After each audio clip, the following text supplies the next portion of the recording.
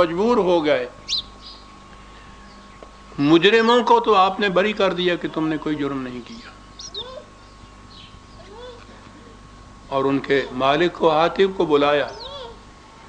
اس نے کہا کہ یہ چوری کے جرم کے موجب تم ہو جنہوں نے انہیں مجبور کر دیا اس بات پر کہ وہ چوری کر کے کچھ کھائیں. اگر تم انہیں پیٹ بھر کر دیتے تو اس جرم کے اوپر مجبور نہ ہوتے، لہذا اصل مجرم تم ہو. کیونکہ یہ پہلی دفعہ اور تمہیں شاید اس علت کا علم نہ ہو، اس دفعہ تو اتنا ہی ہے کہ اونٹنے کی قیمت اس کے مالک کو دے دو.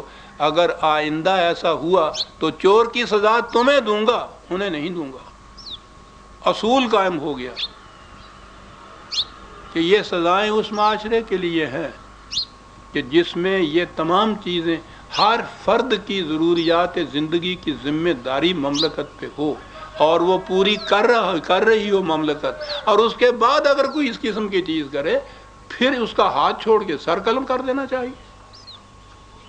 لیکن اگر حاتب کی طرح دے اتنا کہ وہ پیٹ نہ بھرے اس کا، اور اس کے باوجود سزا دے وہ جو حد یا حدود جسے کہا جاتا ہے، عمر تو اس کے خلاف تھا. اسلامی مملکت میں پہلی چیز یہ ہوگی کہ وہ ذمہ داری مملکت پوری کرتی ہے یا نہیں پوری کرتی.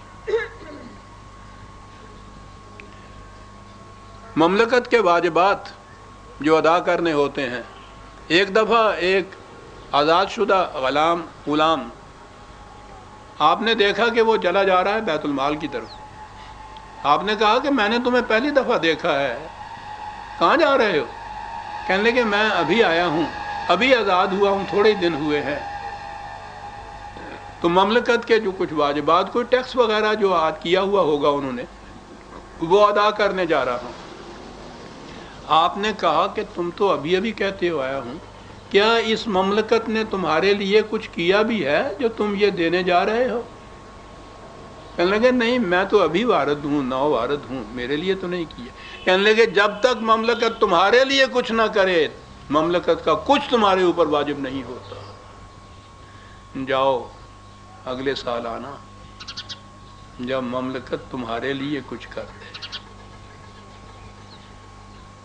رائٹس اینڈ ریسپانسبلٹی کا سوال بہت لوگوں کو سلاتا ہے. اہم بات یہ ہے ہر ذمہ داری جو پوری کی جائے اس سے ایک حق واجب ہوتا ہے.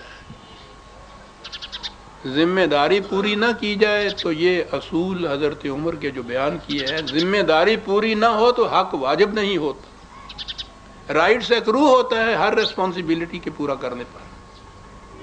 بھیج دیا واپس اس کو. ایک قبیلے کو بھوک کے زمانے میں کچھ کھانے پینے کو دیا، ساتھ بھی دیا. انہوں نے کہا کہ آپ کا شکریہ. آپ نے کھڑا کر لیا اس کو، کہا کہ یہ شکریہ کس بات کا ادا کیا؟ جو کچھ میں نے تمہیں دیا ہے وہ نہ عمر کا تھا نہ عمر کے باپ کا تھا، تمہارا تھا. میرے پاس امانت تھی، میں نے اپنی امانت واپس دے دیا. امانت واپس لیتے وقت شکریہ نہیں ادا کیا کرتے. میں نے کچھ کیا ہو تو اس کا شکریہ بھی ادا کرو. اور دوسروں سے کچھ کہنے سے پہلے اپنے گھر والوں کو بھی ہدایت کیا کرتے تھے. جب لوگوں کو کسی بات سے منع کرتے تو اپنے گھر والوں کو جمع کر کے ان سے کہتے کہ میں نے لوگوں کو فلاں فلاں بات سے منع کیا ہے. یاد رکھو لوگ تمہاری طرف اس طرح دیکھ رہے ہیں جس طرح پرندہ گوشت کی طرف دیکھتا ہے. اگر تم بچو گے تو وہ بھی بچیں گے، اور اگر تم پھنسو گے تو وہ بھی پھنسیں گے. اگر تم میں سے کسی نے ان باتوں کا ارتکاب کیا تو خدا کی قسم میں اپنے ساتھ تمہارے تعلق کی وجہ سے تمہیں دگنی سزا دوں. اب تمہیں اختیار ہے، جو چاہے حدود سے تجاوز کرے، جو چاہے ان کے اندر رہے.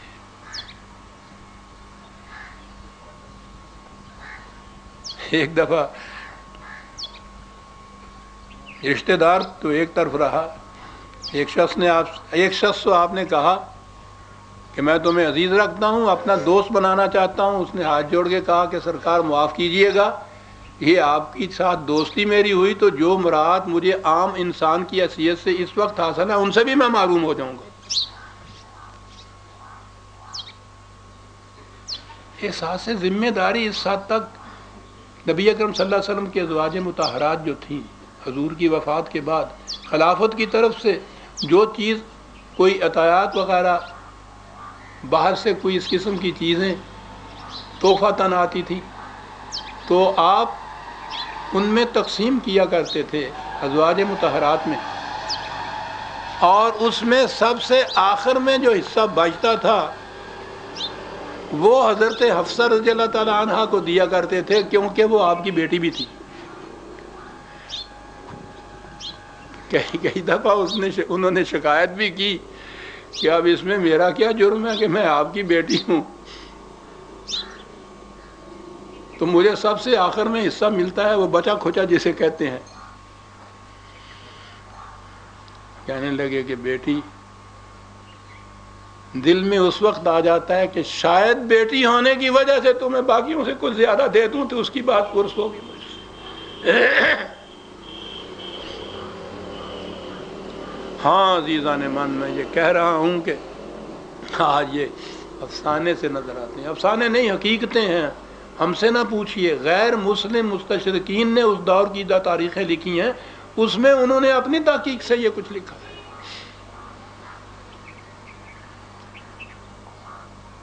ذہنوں میں یہی ہے حضرت عمر کے متعلق کہ درہ ہاتھ میں ہوتا تھا اور اس کو بھی مار اس کو بھی مار، وہ ہنٹر اور وہ کھال و دھیڑ دیتے تھے. بالکل غلط ہے. اقبال نے تربیت یافتگان نبوی کے متعلق یا مومن کے متعلق ایک چیز لکھی ہے، بڑی عجیب بات ہے. تنے پیدا کن از مشت غبارے، تنے محکم تارا سنگی حصارے. جسم پیدا کر چٹان کی طرح مضبوط، ایسا ہونا چاہیے. درون او دل درد آشنا ہے، اور اس پیکر کے اندر ایک غم خار اور درد آشنا دل ہونا چاہیے. چو جوئے در کنارے کو سارے، جس طرح سے اسی پہاڑی میں سے ایک خوبصورت حسین ندی بہ رہی ہوتی ہے. بڑی عمدہ تشبیہ ہے. عمر ایک چٹان تھے یقیناً. اشداء علی الکفار قرآن بتاتا ہے، رحماء بینہم بھی ساتھ اس کے بتاتا ہے. وہ اس چٹان جیسے سینے کے اندر دل درداشناک کس قسم کا تھا. ایک دفعہ ایک شخص کو گورنر مقرر کر رہے تھے،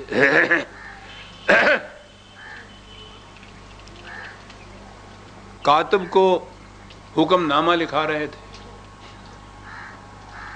ایک بچہ آیا چھوٹا سا کھیلتا ہوا اور وہ حضرت عمر کی گود میں بیٹھ گیا. آپ نے اس کو پیار کیا. اس شخص نے جنہیں گورنری کے لیے منتخب کیا تھا اور حکم نامہ لکھا جا رہا تھا، انہوں نے کہا کہ آپ بچوں کے ساتھ اس قسم کا پیار کرتے ہیں. میرے 5-6 بچے ہیں، ان میں سے کسی کو جرت نہیں ہوتی کہ میرے پاس بھی پھڑک جائے. آپ نے کہا کہ اگر اللہ نے تمہارے سینے میں دل کی جگہ برف کی کاش رکھ دی ہو تو اس میں میرا کیا قصور ہے. اور اس کے بعد کاتب سے کہا کہ یہ جو حکم نامہ میں نے لکھایا ہے اس کو پھاڑ دو، یہ گورنر نہیں بن سکتا. جو شخص اپنے بچوں کے ساتھ رحم اور محبت سے پیش نہیں آ سکتا وہ رعایا کے ساتھ محبت کہاں کرے گا.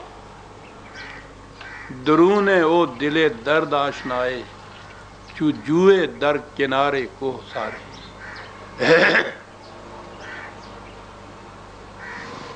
شگفتہ مزاجی بھی تھی. ایک دفعہ دیکھا ایک بدو نماز پڑھ کے دعا مانگ رہا ہے. جلدی جلدی اس نے نماز پڑھی اور دعا مانگ رہا ہے کہ یا اللہ مجھے کوئی بہت بڑی خوبصورت حور دینا بیوی کے لیے. آپ نے سنا، ساتھیوں سے کہا کہ ذرا دیکھیے مہر کتنا چھوٹا باندھا ہے، بیوی کتنی بڑی مانگ رہا ہے.